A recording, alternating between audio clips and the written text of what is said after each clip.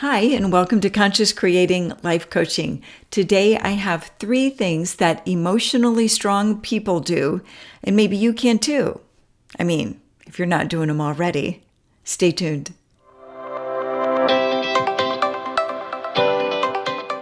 Hi, my name is Diane Martinez. I'm a certified holistic life coach, and you have found my channel, Conscious Creating Life Coaching. Thanks for being here. I'm really glad that you're here. So, emotionally strong people. What does that mean if someone is emotionally strong? What does that look like?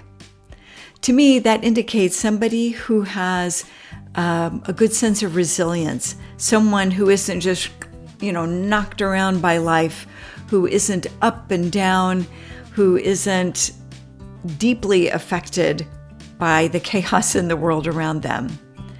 To me, that indicates emotional strength. And these days, to me, I think that's a really important trait to have. So what I have for you, as I said, are 3 things that emotionally strong people do. The list could probably be much, much longer. This isn't exhaustive, but I've chosen the 3 things that I think are the most important to get you there. Number 1, emotionally strong people have a clear sense of their worth and value. They do not rely on the outside world to tell them that they are good enough, that they are worthy, that they have a right to be here. This is not arrogance. It doesn't mean that they fancy that they're themselves better than everybody else. That's not it. It's just that they know their worth.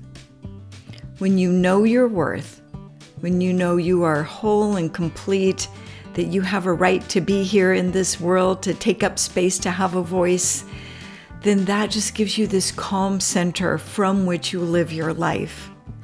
You aren't as affected by other people's opinions and who liked your post and, what everyone is saying about this and that, or what they thought of your outfit or your hairstyle or whatever. You're good. When you've got that strong sense of your worth and value, you don't need other people to sign off on that. Now, if you think, well, that sounds lovely, but that's not how I was raised. I wasn't taught that I was valuable.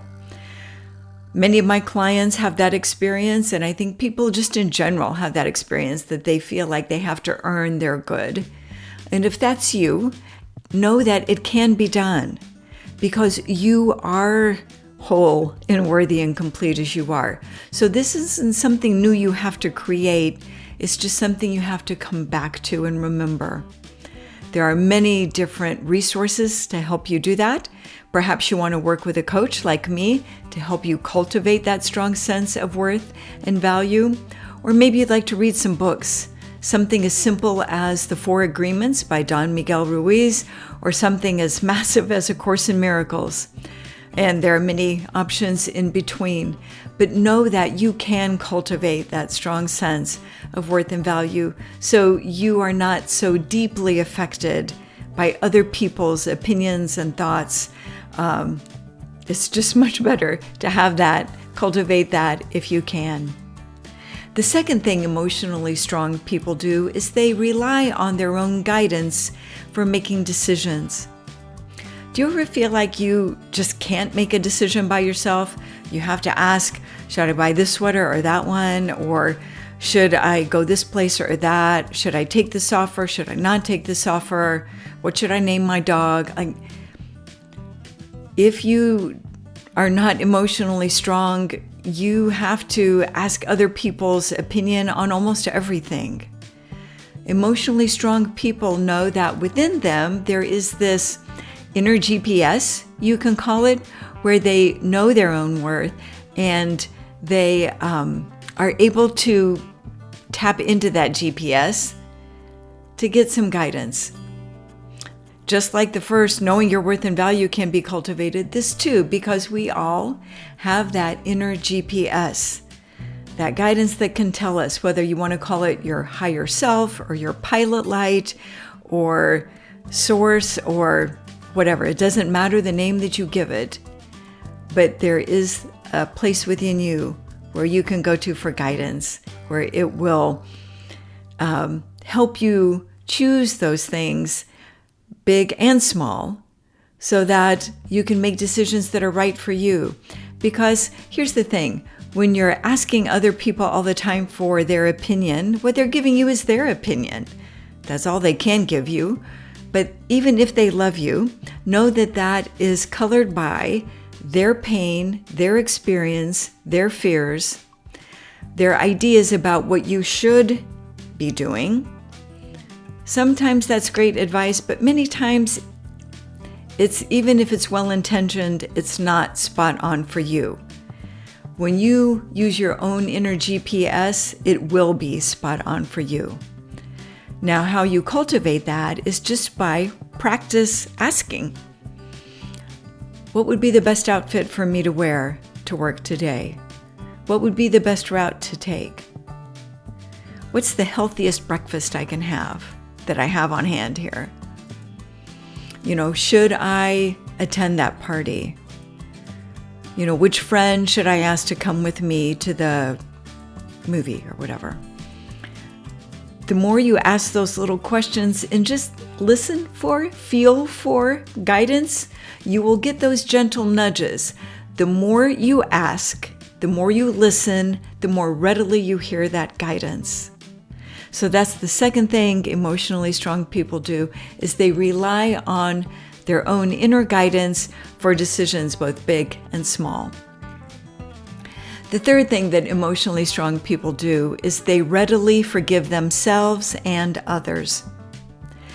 It is an easy thing to do when we make a mistake, and we all make mistakes regularly. I know that I do. So many mistakes. We can't help it. It's just part of being human. And when we can forgive ourselves for our miscues, our misspeakings, for just messing stuff up sometimes, that's just a good place to live, because we, along with everyone else around us, are just human. We are going to make mistakes.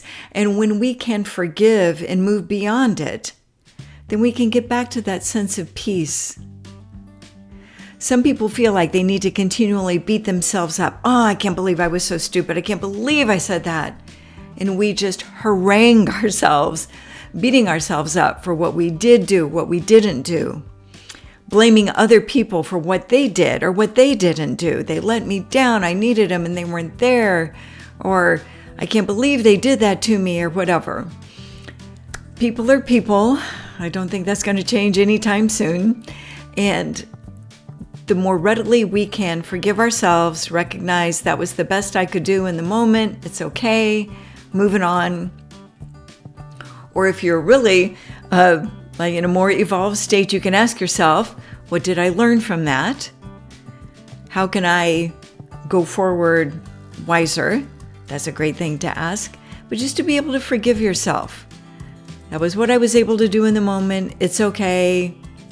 Moving on. And to forgive other people. In that moment, that's where they were. That's what they had available to them. It's okay. Moving on. When you can do that, that frees up so much energy. And it brings such lightness to your being when you're not carrying around bad feelings about yourself and other people. You can just be present in this moment. And that's really cool, because I think when we're there, we make fewer mistakes. We'll always make some, but that place of not carrying that around, it will bring a lightness to your spirit, and that is attractive to other people. Have you ever known somebody that is just so heavy with guilt that they're no fun to be around? They're just, downcast and kind of sullen and, always feeling bad and criticizing themselves or complaining about the situation or the service or the people or this or that. Those are people who can't forgive or who have chosen not to forgive. Emotionally strong people readily forgive themselves and others. And again, just like the first two, this is something you practice. Pick something small to begin. Somebody who cuts in front of you in traffic. Somebody who might make a snarky comment or something. Can you let it go without responding? Can you just let it be? Practice with the small things and develop that muscle of forgiving yourself and others, and you will become more emotionally strong, and that is such a beautiful place from which to live your life. So I hope this has been helpful to you. If it is, please give it a big like. And if you know of somebody who might benefit from this, please feel free to share this video with them. And if you haven't already, I would love it if you would subscribe. It is free to you, and it just helps get this word out to more people. And if you're really enjoying this content, come on and join me on Patreon. I have a women's only group that is of the same name, Conscious Creating Life Coaching. And each month we go into a theme and all these good life coaching things to help and support each other on this journey of life. So that is it for today, my friends. Until next time, create your day consciously. Bye for now.